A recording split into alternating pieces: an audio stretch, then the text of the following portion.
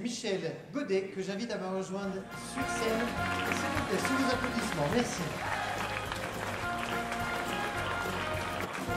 Alors Michel Godet est économiste et il est de nouveau à nos côtés ce soir pour nous parler de l'avenir en confiance et donner quelques conseils éclairés à la génération jeune.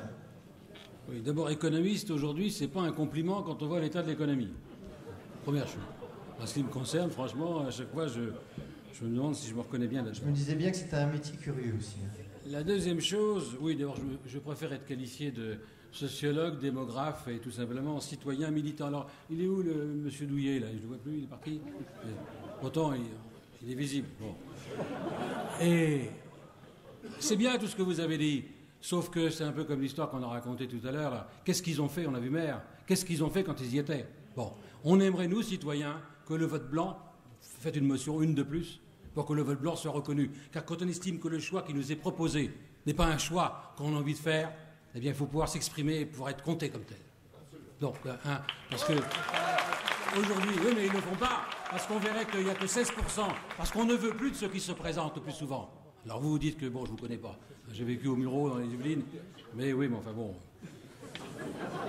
Moi, ceux que je connais, à droite comme à gauche, d'abord, ils me disent, quand je dis des choses, tu as raison, mais on ne peut pas le dire car c'est électoralement suicidaire. Donc ils ne disent pas tout haut ce qu'ils pensent tout bas. Ce n'est pas le courage qui les étouffe. Et puis en plus, en général, non seulement ils ne sont pas compétents, mais d'abord ils se servent eux-mêmes au lieu de servir l'intérêt général. Bon. Alors,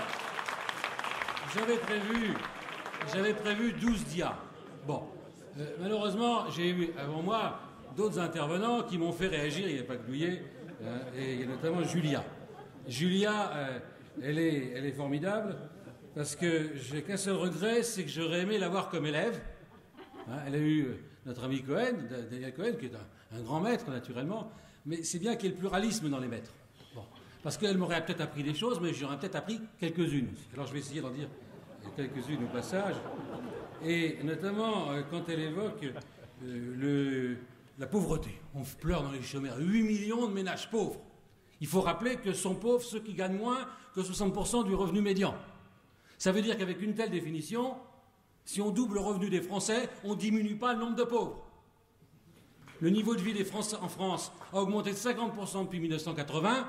Les gens sont malheureux parce qu'au lieu d'être contents de ce qu'ils ont, ils sont frustrés de ce qu'ils n'ont pas. Et un des territoires de France où on vit le plus heureux aujourd'hui, je le cite toujours, c'est la Mayenne, 1,3 le SMIC en moyenne. En Mayenne, c'est facile à rappeler. Le territoire où on fait le plus d'enfants en France après la Seine-Saint-Denis, mais pour d'autres raisons évidemment. Il n'y a pas d'inégalité trop forte dont les gens sont heureux. Parce qu'il ne faut pas d'inégalité trop forte. Elle a raison de dire ça. C'est insupportable les inégalités qu'on a, y compris pour le logement en Ile-de-France. C'est pour ça que 80 000 franciliens, chaque année, en solde net, quittent l'Île-de-France pour vivre ailleurs. Moi-même, quand j'ai eu 3 enfants avec ma deuxième épouse, je suis parti vivre 11 ans dans le Vendômois parce que je ne pouvais pas me loger à Paris. Et le temps des balançoires, je suis parti. Bon. Je suis revenu quand ma femme commençait à s'ennuyer. Quand une femme s'ennuie, il ne faut pas attendre qu'un copain l'amuse. Bon. Et deuxième chose, c'est du bon sens, parce qu'on a évoqué le bon sens tout à l'heure. Deuxième chose qui ne va pas, dans ce qu'elle a pu dire, pour moi c'est une catastrophe d'avoir rejeté le CPE. C'est une bonne idée. Car c'est pas parce qu'un jeune est diplômé qu'il sait faire quelque chose. Il est bac plus 5, il ne sait rien faire. Bon, et notre système éducatif, alors elle sort de Normal Sup, ce qui est tout à fait prestigieux, mais elle sait comme moi, mais mieux que moi peut-être, que le système éducatif qu'on a est un système de reproduction sur elle-même des classes sociales dominantes ou éclairées, notamment les enfants d'enseignants en général, par méritocratie interposée. C'est l'approche de lecture de Bourdieu, et vous savez comme moi que c'est un système de sélection des champions olympiques de l'intelligence, et quitte à frustrer les autres du sport et les dégoûter du sport éducatif. Donc on a, et c'est pour ça que l'apprentissage, même si on est là pour le leurrer et le saluer ce soir, il reste une structure de relégation de notre système éducatif tel qu'il fonctionne. On dit travail, sinon tu vas tomber dans le technique. On méprise les métiers manuels, les métiers de service, notamment aux personnes. Donc là, il y a une véritable exception française qu'il faut absolument remettre en cause. Alors le CPE, c'est une bonne idée, parce que moi je considère qu'on devrait changer les noms des choses. Pour moi, un apprenti, c'est un étudiant salarié déjà inséré. Et les autres, c'est l'étudiant qui sont ni salariés ni insérés. Donc, quand on drague une fille le soir au bal, ben, c'est plus vendeur quand on dit je suis étudiant salarié inséré, je suis maître traiteur, que lorsqu'on dit je suis bac plus 5 en sociaux. Voilà. Donc, C'est du vécu, hein. Pas pour moi, je ne peux pas plus 5 à vos autres. Et il faut savoir danser, en plus, c'est une autre affaire. Alors, il y a d'autres choses sur lesquelles... Donc le CPE, il y a une chose qui est amusante à relever, c'est que le CPE, comme disait Rocard, mieux vaut faire une réforme sans le dire que d'en parler sans le faire. C'est ce qu'il a fait avec la CSG, qui est un impôt, comme vous le savez, proportionnel. Si on avait dit en 90, dorénavant, on va baisser l'impôt sur le revenu, qui est un impôt progressif payé par la moitié des plus riches, pour l'en passer par un impôt proportionnel payé par tout le monde, il y aurait eu des millions de camarades et non-camarades dans la rue. Mais on a dit, c'est pas un impôt, c'est une cotisation circulée, il n'y a rien à voir. La manière de poser les questions change la réponse. C'est un peu comme quand vous demandez à votre prêtre, est-ce que je peux fumer quand je prie? Il vous dit non. Mais si vous demandez, est-ce que je peux prier quand je fume? Il va vous dire oui. Donc c'est très important. Ce que n'ont pas compris les politiques, M. Douillet, c'est bien poser les questions. C'est fondamental. Alors ce qu'il a fait, un qui a fait la réforme, peut-être sans s'en rendre compte, c'est Allègre. Au nom de l'harmonisation européenne, il a dit dorénavant les bac plus 2 font bac plus 3. Et les bac plus 4 font bac plus 5. Ce qui veut dire qu'avant, on fait une année de stage en plus, non payée souvent. C'était scandaleux de payer une année de stage après le diplôme, moitié du SMIC, mais c'est pas scandaleux de ne pas la payer avant le diplôme. Il suffisait d'y penser, il fallait augmenter le nombre d'années pour le diplôme. Voilà ce qui s'est passé. Donc vous avez manifesté pour une belle victoire. Personne ne s'en est rendu compte. Donc il y a un vrai problème, et de toute façon, il n'y a pas de raison de payer plus cher un jeune qui sort de bac plus 5 était payé par la collectivité qu'un jeune apprenti qui travaille qui est payé la moitié du SMIC. C'était pour moi normal le CPE. C'est une forme d'insertion. Car la compétence, finalement, elle ne peut s'apprendre que sur le tas. Et la compétence, c'est aussi le fruit de la passion. Il faut arrêter de faire des choses qui nous ennuient. Il faut les jeunes que vous rencontrez, que je rencontre, quand ils me disent « je ne me plais pas à faire des études », mais je fais autre chose. Ce qui compte, c'est le plaisir au travail. Alors évidemment, on a tué le plaisir au travail. On a tué les temps morts, ça a été repris tout à l'heure. Malheureusement, Martine n'est pas là pour que je l'épingle une fois de plus. C'est un scandale. En plus, elle était contre. C'était Strauss-Kahn qui était pour, mais il avait fait ça en disant qu'est-ce qu'on pourrait avancer qu'on n'aura pas appliqué puisqu'on ne sera pas élu. C'était ça c'était ça, ça se raconte dans les salons bobos de Parisiens, donc j'entends ça plusieurs fois. Bon. Alors maintenant, revenons sur le sujet. J'avais prévu une présentation. Je voulais simplement vous montrer que je croyais dans les bonnes nouvelles, il y en a. Je croyais partout en France, et ce qui va mal dans ce pays, c'est la France d'en haut, c'est la France jacobine en quelque sorte. Mais la France d'en bas, que je fréquente tous les jours, des entreprises, des territoires, va bien, et il ira encore mieux si celle d'en haut lui fichait la paix. Donc il y a une véritable révolution qui se prépare, celle des bonnets rouges, que je soutiens personnellement complètement. La révolte des gueux, en quelque sorte, vis-à-vis de toutes ces élites qui regardent la France à la jumelle, qui ne savent pas ce que c'est qu'un compte d'exploitation. Et vraiment, quand je suis au Conseil économique des Nations et que je vois tous ces culs serrés, je les appelle, voilà, les petits jeunes là. Mais oui, qu'est-ce que vous voulez? Ils ont 25 ans, c'est bien, et c'est des beaux cerveaux, mais ils ne connaissent rien. Bon, ils cherchent à imaginer des choses d'en haut qui ne marcheront pas, au lieu de reproduire ce qui marche en bas. Vous n'êtes pas loin de Dijon ici. Vous avez ici pour l'insertion, je l'ai dit, Hérault m'a reçu, et je vous remercie, il m'a reçu, j'ai dit, mais arrêtez de faire les contrats d'emploi d'avenir qui sont sans avenir, qui vont coûter 25 000 euros par emploi qu'on ne va pas créer, de toute façon qui ne seront pas durables. Et ils vont voir en plus autour d'eux des gens qui ne travaillent pas, puisque c'est dans les collectivités, etc. Il y a déjà 24... Mais oui, 24 jours d'absentéisme, c'est la Cour des comptes qui le dit. Et comme ils sont trop nombreux, ils ne travaillent pas. Cliquez Cour des comptes, absentéisme, collectivité territoriale. C'était 17 jours en 2001, et c'est passé à 24 jours en 2010. Donc on ne fait qu'augmenter. Il faut bien compléter les week-ends. Et en plus, les fonctionnaires dont je suis, j'en sais quelque chose, prennent en augmentation de temps libre les augmentations de salaire qu'ils n'ont pas, face à la lâcheté des pouvoirs qui sont devant eux. Donc c'est un mismanagement global de la fonction publique auquel il faut remédier. Alors je voudrais donc simplement rappeler 2-3 images positives. D'abord qu'heureusement l'avenir ne se prévoit pas, il se prépare, et que finalement mes bonnes nouvelles sont toujours justifiées. Je ne vais pas toutes les évoquer puisque j'étais très bavard déjà, mais je voudrais évoquer quand même le fait que moi j'avais 20 ans en 1968, alors j'avais effectivement une raison de prendre le pouvoir en quelque sorte. La jeunesse d'aujourd'hui d'ailleurs, je l'ai écrit plusieurs fois depuis, elle est minoritaire face à ces générations 68ards qui ont tout accaparé, y compris les unes des médias, et le Nouvel Obs, c'est un bel exemple. De Bobo, il faut regarder la Moyen-Âge de la rédaction en chef. Bon, je les connais bien. C'est des copains, mais quand même. Bon. L'espérance de vie, alors arrêtons de pleurer aussi.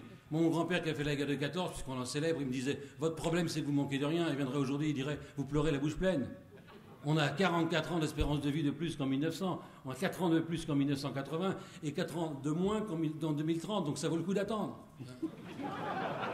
Et puis on est jeunes de plus en plus vieux, tout ça on l'a vu, donc je ne vais pas le répéter. nos enfants, ils vivront plus longtemps que nous, mieux que nous. Elle l'a dit d'une certaine manière, ils héritent d'un patrimoine. Alors, c'est vrai que c'est injuste. Quand on s'appelle Fabius et qu'on hérite d'un tableau et qu'on s'achète un appartement, place du Panthéon et qu'en plus on est socialiste, hein, c'est injuste. C'est injuste il y a une inégalité en fonction des patrimoines. Moi, je suis pour un impôt fort sur les transmissions. Et d'ailleurs, Sarko a fait le contraire. Hein. Donc finalement, Sarko n'avait rien d'un socialiste, ni d'un libéral. Bon. Donc c'est pour ça que je n'ai pas voté Sarko au deuxième tour, pour ne rien vous cacher. Parce qu'on nous a complètement enfumés, y compris quand il a dit qu'il ne remplaçait pas un fonctionnaire sur deux dans la fonction publique. Vous savez que 60% de l'argent économisé est allé in the pocket de ceux qui ont fait ça à Bercy. Hein, ceux qui, par ailleurs, nous saignent. Ils saignent les familles en ce moment. Famille, je vous saigne, j'ai écrit dans Ouest France l'autre jour. Parce que c'est les familles avec enfants qu'on saigne. C'est l'avenir qu'on hypothèque. Et là, quand même, un petit calcul. Moi, j'ai calculé que si on applique les normes IFRS, chaque actif, donc vous, mademoiselle, vous allez avoir 180 000 € à rembourser du fait qu'on a vécu au-dessus de nos moyens. C'est pas bien ce qu'on a fait. C'est pas bien, c'est irresponsable. Il n'y a pas eu de budget en équilibre depuis 1980. Même cette année, avec 0% de croissance, on fait 4 points de déficit public, 80 milliards d'euros. C'est irresponsable. Un ménage n'irait pas loin s'il se comportait comme ça. On se maintient notre niveau de vie au détriment des générations futures. On dira, on verra après. Il n'y aura pas de reprise. Parce que je l'ai expliqué depuis longtemps ça aussi, pour des raisons démographiques, la perspective, c'est cheveux gris et croissance molle. Donc il n'a rien compris, là, le nouveau président. Il fait comme le précédent. Sera ne vois-tu rien venir. On ne verra rien en venir. Surtout avec la politique qui est menée, où on ne s'attaque pas à la dépense publique, comme l'a dit notre amie Agnès Verdier. Alors, sur les sociétés modernes, moi, les grands problèmes pour moi, je me réjouis de la croissance faible, parce que le vrai problème, c'est le lien. Il y a une misère aujourd'hui qui n'est pas simplement matérielle, mais c'est une misère d'affective, en quelque sorte, la solitude. Un ménage sur 3 est une personne seule aujourd'hui, et ces familles pauvres qui sont souvent des mères célibataires, que vous savez qu'enfants, hein, eh bien, il y avait un père en général avant, hein, mais il est parti et on ne le retrouve pas.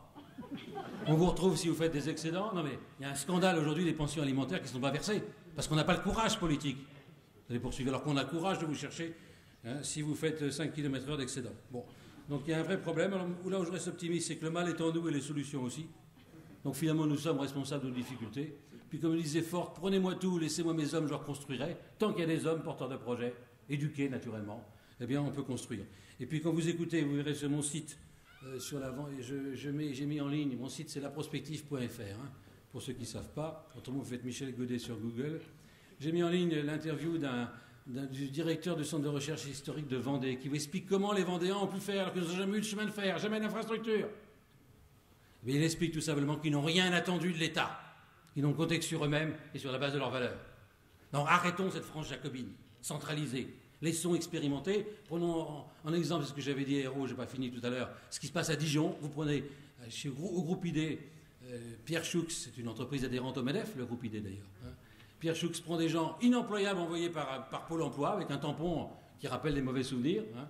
Bon.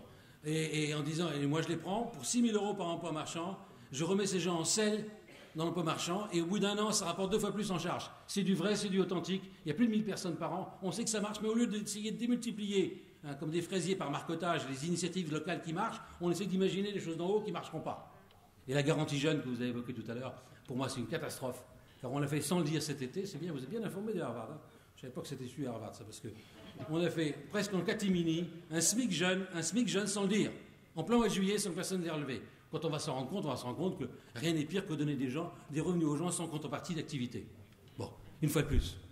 Mais ça, ce qui m'étonne d'ailleurs, c'est que le MEDEF ne l'ait pas dénoncé. Ils étaient en vacances aussi, peut-être bien. Bon. Et ils ont bien le droit, après la campagne magnifique qu'ils avaient faite. Hein, voilà. J'étais rassuré par la jeunesse, d'ailleurs, c'était très bien. Alors, notre ami Geoffroy tout à l'heure a évoqué un chiffre sur la Suisse qui n'est pas tout à fait celui que j'avais dit. C'est vrai que la Suisse est réputée et est un paradoxe relevé dans la littérature comme étant un des pays où le taux de jeunes faisant d'enseignement supérieur est un des plus faibles, tout en étant un pays les plus innovants depuis 3 ans dans les classements internationaux. Mais c'est surtout le pays, j'ai fait le classement de tous les pays dans mon prochain bouquin qui sort, je vous montrerai la couverture tout à l'heure, en janvier, vous avez le temps. Et quand vous classez les pays en fonction du taux de chômage décroissant, vous avez en tête la Norvège, mais c'est un pays pétrolier, et vous avez derrière la Suisse 4% de chômeurs.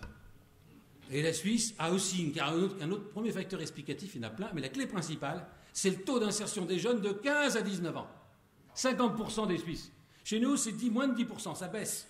L'erreur, la catastrophe nationale, c'était l'erreur des 80% de génération au niveau du bac. Et je la connais bien, c'est Chevènement. J'étais au ministère de la Recherche à l'époque. Et il avait mal compris, au Japon, parce qu'à l'époque c'était modèle japonais, je l'ai écrit ça plusieurs fois, il avait mal compris, il avait cru que les ouvriers sur les chaînes chez Toyota étaient sortis de l'année terminale. Comme il parle mal anglais, les japonais, et nous, les français non plus, bon, il avait compris l'année terminale, baccalauréat, en disant Eureka, j'ai compris. Et quand j'ai vu Monory, ce que je vous raconte, c'est du vécu, j'ai fait une émission sur l'éducation société pour demain. Quand j'ai vu Monory en 88 après, et que je dis, mais pourquoi vous avez repris ce slogan de... Il me dit, vous qui avez un CAP de mécanicien, hein, mais je ne pouvais pas démentir mon prédécesseur. Et c'est comme ça que les conneries se transmettent d'une majorité à l'autre, quelle qu'elle soit. Hein, le manque de courage. Et c'est comme ça qu'on n'a pas fait l'inverse. Voilà. Alors il faut le dire aujourd'hui, c'est une catastrophe, parce que le diplôme, vous l'avez bien évoqué, mais moi je le vois autrement, c'est que le bac plus 5, il y a longtemps qu'on sait que l'inflation de l'offre, enfin, la demande des entreprises s'ajuste à l'inflation de l'offre. Plus augmenté. Donc le diplôme protège de moins en moins et exclut de plus en plus. Dans une société comme 1950, où il y avait que 5% des gens qui avaient le bac, finalement c'était beaucoup plus égalitaire. Parce que les 95% allaient pouvoir progresser dans la vie en fonction de leurs compétences prouvées et réelles sur le terrain, et non pas en fonction des relations, parce que c'est ça qui fait la différence aujourd'hui pour avoir les stages, etc. Et en fonction des diplômes. Donc le rôle du diplôme, c'est une forme d'apartheid aujourd'hui, comme l'âge. Il faut supprimer toutes les formes d'apartheid. On n'a pas le droit de dire quelqu'un qui n'a pas le diplôme nécessaire pour avoir la fonction, s'il est capable de l'occuper, ce qui compte, c'est qu'il montre ses compétences. Et je crois donc qu'il faut dire aux jeunes, rentrez le plus vite possible sur le marché du travail. Il faut dire aux entreprises qu'en Allemagne, en France, on consacre, les pouvoirs publics consacrent 9 000 € par apprenti. C'est les travaux de mon ami Cahuc, là, que vous connaissez peut-être. Et alors qu'en France, c'est 2 000. En France, pardon. Non, je me suis trompé. En France, les pouvoirs publics mettent sur la table 9 000 qui ne servent pas bien à grand-chose puisque ça baisse les effectifs. En Allemagne, c'est que 2 000. Parce que c'est les entreprises qui mettent 15 000 €. Parce qu'elles investissent. Donc, le jeune qui cherche une place d'apprenti, il va voir l'entreprise. Et il faut libérer l'apprentissage, en gros, de l'éducation nationale. Et je ne dirais pas comme quand j'étais jeune, l'éducation nationale, mais j'en suis pas loin. Oui, parce qu'il y a vraiment aujourd'hui, c'est un paradoxe. On prétend préparer les enfants à changer plusieurs fois de métier au cours de leur vie avec des enseignants qui ne sont jamais sortis de l'école pour une partie d'entre eux. Bon. Donc, c'est des choses qui sont... Donc, il faut mettre, j'ai des propositions très concrètes, mettre des profs associés dans les collèges et lycées qui viennent du monde professionnel pour enseigner l'économie, les sciences juridiques, pour ouvrir ces jeunes au monde réel, ce qui n'est pas le cas aujourd'hui. Et puis, on renversait complètement les choses. Alors, on voit que le diplôme, vous verrez ça dans mon diaporama, ce sera dans mon bouquin, le diplôme protège de moins en moins. Et pour terminer, quelques messages d'espoir. Le salut est dans un changement de paradigme où la confiance, on retrouve les mots que vous avez évoqués, dans les initiatives et les expérimentations locales l'emportent sur les procédures et les réglementations paralysantes. 10 000 articles dans le Code du travail français, 3 000 en 1983, 10 000 maintenant, 52 dans le Code suisse. Voilà, la réponse, c'est tout. Et donc, il y a vraiment un problème de changement de mentalité chez nous. Ce salut est aussi dans la récompense des efforts, des talents et des prises de risques, dans l'encouragement des fourmis plutôt que des cigales. Donc je suis contre, naturellement, l'ISF, je suis pour la proposition de Strauss-Kahn, c'est qu'on en fasse une avance sur le droit de mutation. C'est du bon sens. Parce qu'il faut en revanche empêcher que les inégalités se transmettent d'une génération à l'autre, mais il ne faut pas empêcher que les talents et les efforts soient récompensés, car aujourd'hui, c'est quand même un système qui va dans ce sens-là. Naturellement, je suis aussi pour le souci du temps long et responsable vis-à-vis des générations futures. Donc de ce point de vue-là, on peut se poser la question, comme l'a fait Rosan Vallon, est-ce qu'il ne faut pas complètement revoir le mode de désignation des élus? Est-ce qu'il y a un mode de tirage au sort parmi les listes de justes, notamment des chefs d'entreprise ayant fait leurs preuves, des gens qui ont fait leurs preuves dans le domaine de compétences, quel qu'il soit, ce ne serait pas une meilleure manière de servir la cité? Voilà. Personne n'a dû comprendre ce que je raconte parce qu'ils ont... Alors, et puis, pour les jeunes en apprentissage, vous voyez, c'est dès le plus jeune âge qu'il faut faire ça. Je pense qu'il faut réorienter les dépenses d'éducation vers les cours préparatoires. Alors on a un problème, c'est qu'on a quand même 20% des enfants qui rentrent en 6e qui ne savent pas lire, écrire et compter. Et ce problème-là, on s'en rend compte dès le CP, maintenant on le sait. À l'Institut Montaigne où je suis, on travaille sur ces questions. Mais là encore, il faut mettre le paquet et arrêter de concentrer les handicaps sur les populations qui sont notamment d'origine immigrée, qu'on met dans les quartiers 90% d'enfants non francophones. Comment voulez-vous qu'ils apprennent le français? Bon. Donc comme je l'ai expliqué dans mon jargon, si on veut que le ciment prenne, il ne faut pas qu'il y ait trop de sable. Donc je suis un libéral interventionniste, il faut répartir. On a besoin d'immigrés, soyez clairs. En Suisse, il y a 26% des travailleurs étrangers. Un pays, il n'y a pas de SMIC d'ailleurs. Si on veut occuper tous les... On a 400 000 offres d'emploi qui sont insatisfaites aujourd'hui.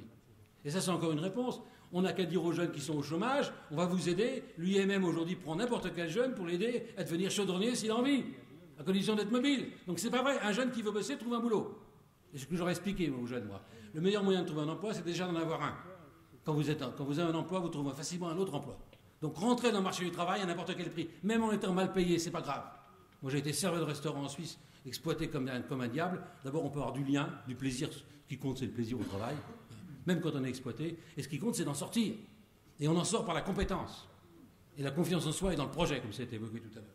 Donc moi je ne suis pas inquiet, à condition qu'on ait envie de bosser. Donc j'ai 12 conseils que je ne vais pas évoquer, parce que je ne veux pas glisser plus que ça. 12 conseils simplement que je mettais dans mon livre précédent, Bonne nouvelle des conspirateurs. Vous voyez, longtemps que je suis spécialisé dans les entrepreneurs et les conspirateurs.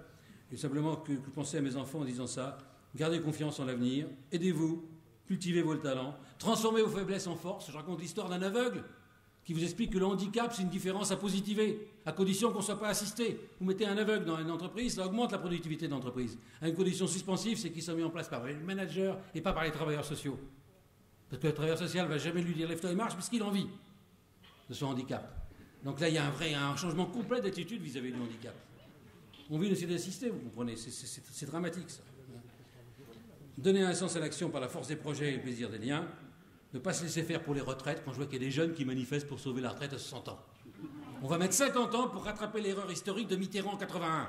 On n'aurait jamais dû faire. On savait, Rocard en 89 s'était rendu compte de ça. Il a fait un livre blanc. Aujourd'hui, à gauche, on veut dire, mais on s'est trompé, mais c'est pas grave de se tromper. Mais au moins reconnaissons-le, si on avait le fonds de réserve qu'on aurait eu aujourd'hui, comme les Hollandais, on aurait 30% du PIB. Donc ce serait un peu différent quand même. Hein, donc on n'en est pas là. Il faut changer les règles de gouvernance, alors là, notamment syndicales. C'était évoqué tout à l'heure en mots pudiques par Agnès Verdier-Molinier, mais en réalité, aujourd'hui, les syndicats se comportent comme des quasi-mafieux, y compris les syndicats patronaux. Ils se partagent le gâteau de la formation professionnelle et tout. Bon, il y a des habitudes qu'il faut changer. C'est plus acceptable. Donc et là encore, Cahuc l'a bien montré dans ce rapport, mais il renonce à vouloir le changer parce que, bon, on ne met pas des montagnes, mais à un moment donné, il faut arrêter. Il y a des pratiques qui ne sont pas... Et puis, il ne faut pas se tromper de cible sur les inégalités. Les inégalités de statut, à mon avis, sont bien plus importantes que les inégalités de revenus dans ce pays. Vous avez vu ce qu'a dit l'autre jour Hollande, le 30 août dernier, dans Le Monde. Je ne vais pas toucher aux régimes spéciaux parce qu'ils pourraient descendre dans la rue. Bon, c'est pas comme ça qu'on fait changer un pays. Et puis, je crois qu'il faut encourager le travail et encourager aussi la contagion du don chez les riches. Car ce qui compte, finalement, vous savez que 1% des impôts est payé non, 30% des impôts sont payés par 1% des ménages les plus riches. Donc quand on fait fuir les ménages les plus riches, on s'appauvrit en quelque sorte. Et donc il faut encourager les riches à rester et développer chez eux la contagion du don, qu'ils ont envie que leur argent serve à quelque chose. Parce que rien n'est pire que d'être riche. On s'ennuie quand on est riche. On n'a pas d'amis, sauf ceux qui sont nés riches, naturellement. Donc ça m'est arrivé d'intervenir dans des banques d'affaires pour amuser les riches qui s'ennuyaient. Oui, c'est terrible ça. Donc il faut leur donner un sens. Voilà. Il ne faut pas laisser le développement durable mal tourner. Il y a un véritable problème aujourd'hui avec les Khmers verts. Et je vous rappelle que la taxe, l'écotaxe, là, c'est NKM et Borloo. Donc c'est bien d'en s'en souvenir quand on votera. Voilà.